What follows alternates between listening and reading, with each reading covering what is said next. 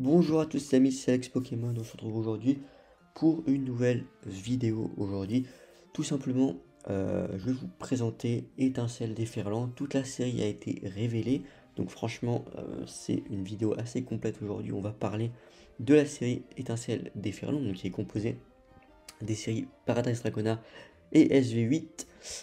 Voilà, donc la sortie est prévue pour le 8 novembre. Souvent on a les packs en première 2 semaines avant, si je dis pas de bêtises, donc ça devrait pas tarder, je pense, à arriver. Et donc voilà, on a toute l'extension. Vous voyez, on commence avec 9. Donc voilà, au niveau des ex, on a un petit fermite, donc je vais pas forcément m'attarder sur les co and co. On va commencer à partir des ex. Il y a un très beau OO ici, en peu commune, ça c'est quelque chose qui est assez intéressant, c'est que sur EV, il y a beaucoup de légendaires qui sont en co, unco, comme ça, souvent plutôt unco, pas commune non plus, mais c'est assez étrange, victimisé pareil, en peu commune. Là on a un Pyrax en commune carrément, donc vraiment c'est assez fou de savoir que ces cartes-là sont devenues de simples communes.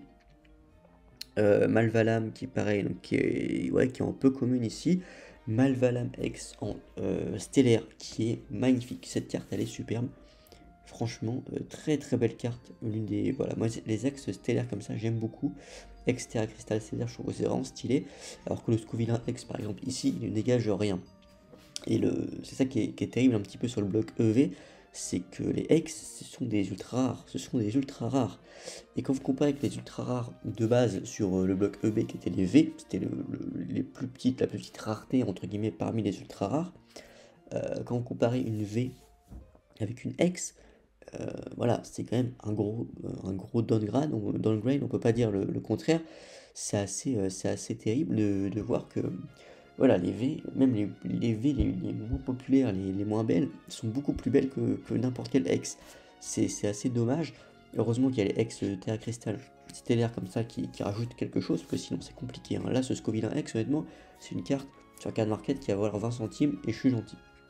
On a le feu perçant ici, et du coup, ça, voilà, pour rebondir aussi sur le sujet des X face au V, le problème c'est que ces cartes voilà, sont pas populaires, et donc évidemment, bah, c'est des cartes qui cotent pas du tout, et donc c'est une ultra rare, mais une ultra rare qui cote 20 centimes, est-ce qu'on peut parler de ça? On peut parler vraiment d'ultra rare, je suis pas sûr, et donc en fait, ça devient très compliqué d'être rentable sur le bloc EV.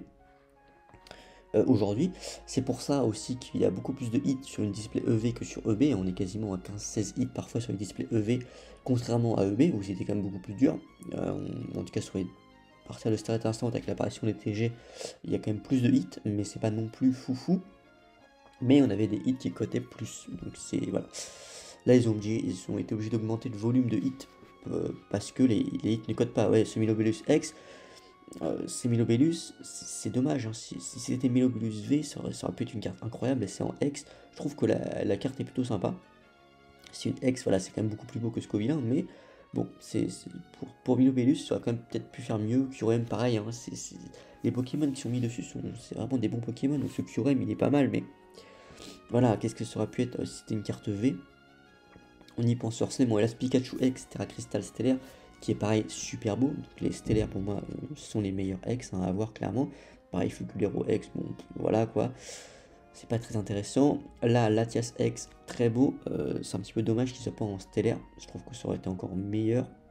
Vous voyez, hein, Latios, Créelf, Créfollet, Créfadé, il y a quand même énormément de légendaires qui sont mis en avant. C'est juste un super set Nymphali X en stellaire. Pareil, cette carte elle est incroyable. Xerneas aussi, encore en légendaire. Ouais, Trépassable X. Voilà, on a Trépassable X en stellaire, on aurait pu avoir Latias, quoi. C'est un peu dommage. Voilà. Cette carte là, je pense qu'elle va faire que tomber, hein. Le Trépassable X stellaire, je pense qu'il va faire que tomber. Libégon X, très sympa aussi. Je trouve que voilà, Tréoxyde, bon, pareil, pas trop mal. Ils ont quand même fait un gros travail, hein, sur les stellaires.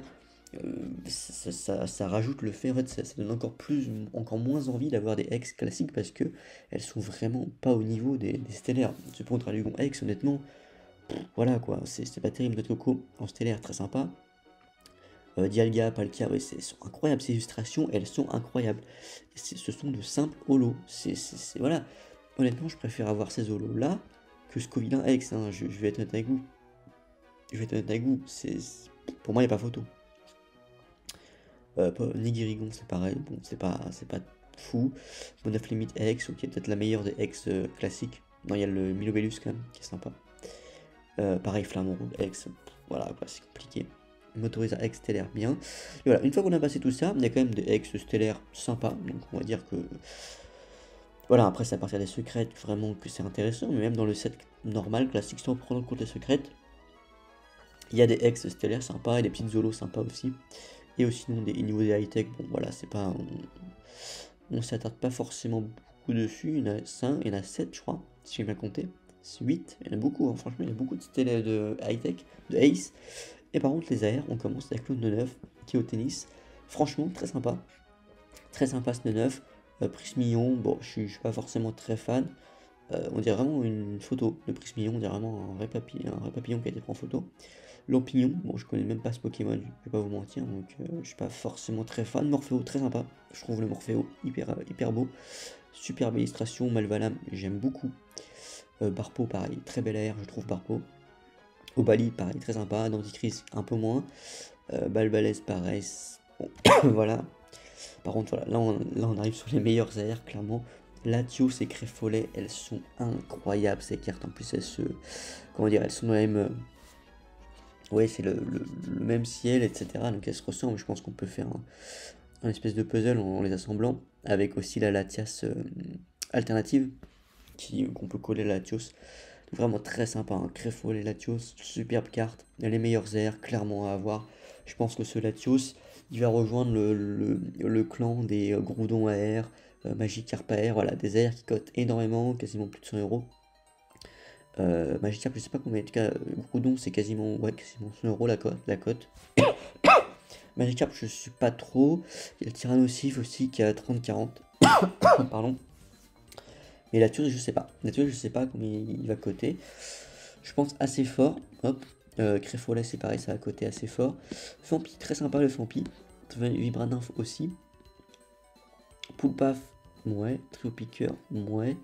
Hermure, je trouve très sympa. Pomme Drapi, je suis pas très fan. Dratatin non plus.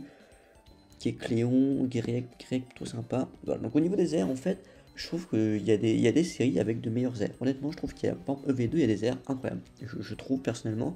Fine Paradox, c'est pareil. Je trouve que là, au niveau des airs qui sortent vraiment du lot, bah, on a Latios, Créfolet, ok. Le Fampi, peut-être, qui est sympa. Malvalam, ok. Peut-être Barpo, Morpheo, mais il y a beaucoup d'airs qui sont un peu en dessous, je trouve, de ce qu'on aurait pu s'attendre sur une série comme ça. C'est un petit peu dommage. Au niveau des full art, on a QM Noir X, qui est incroyable. Moi, je suis pas très full art, mais c'est vrai que elle est incroyable cette carte. Pareil, Latias X en full art, elle est sublime. Pikachu en ex stellaire, pareil, plutôt sympa. Libégon en ex stellaire, pareil, très sympa. Poudralugon, un peu compliqué. Notre Coco, mouais. Motoriseur, mouais. Voilà, on ne fait pas beaucoup de full art Pokémon. Ou alors il n'y a pas tout. Peut-être qu'il n'y a pas tout qui a été montré encore. Peut-être que c'est ça. Que c'est ça encore, mais au niveau des dresseurs, par contre, on a quand même des dresseurs plutôt sympas. Voilà, moi je suis pas très full art dresseur, donc je peux pas vraiment vous donner un avis là-dessus, mais bon, il y a des cartes sympas, ok. Et au niveau des altes, qu'est-ce qu'on a? On a Milobellus, Pikachu. J'en avais déjà parlé, elles sont folles ces cartes-là. Latias X, très beau. Après on a Poudralugon X, notre Kodalola X en full art aussi, en full art stellaire, pas en full art, en alternative stellaire. Poudralugon alternative, franchement, bon, voilà, on est un peu dégoûté si on l'a. On dirait vraiment une simple full art. Par contre, la note Coco, elle est hyper stylée. Latias aussi, Nobelus aussi, Pikachu aussi, franchement. Et après, les petites alternatives dresseurs. Ok, donc il manque encore quelques cartes. Mais franchement, voilà, là on est bien une série complète quand même. On voit bien un peu tout ce qu'on aura sur EV8. N'hésitez pas à me dire tout ce que vous pensez sur cette série qui arrive. Moi, je suis assez hypé, honnêtement. Je pense que ça va être une série vraiment intéressante. Donc voilà, n'hésitez pas à me dire. Je pense que voilà, on peut dire que ça peut être la meilleure série EV assez facilement, sans trop de problèmes. Après, voilà, moi j'aime beaucoup EV4 et EV5. Donc voilà, est-ce que c'est au-dessus? À voir. À voir aussi selon le taux de drop, si ça tombe bien, est-ce que c'est plaisant à ouvrir? Il y a beaucoup de choses à voir. Parce que bon, si vous ouvrez et qu'on tombe que sur du Scoville 1X, honnêtement, ça va être compliqué. Ça peut vite devenir saoulant. Donc À voir, à voir si cette série plaît ou pas. En tout cas, je pense qu'elle a le potentiel pour qu'elle marche très bien, cette série EV8, qui devrait bientôt sortir chez nous maintenant, hein, sortie officielle début novembre, je crois 8 novembre. Donc avec les pavillons en première, avec toujours, vous savez, hein, parfois ça sort en avance, hein, évidemment. Donc je pense que début novembre, ça pourra facilement se trouver. Déjà dû être un salle déferlante. Donc voilà. C'était Ex Pokémon, n'hésitez pas à récupérer vos 15 € offerts sur Whatnot les amis, c'est le premier lien en description et à rejoindre le Discord. Ciao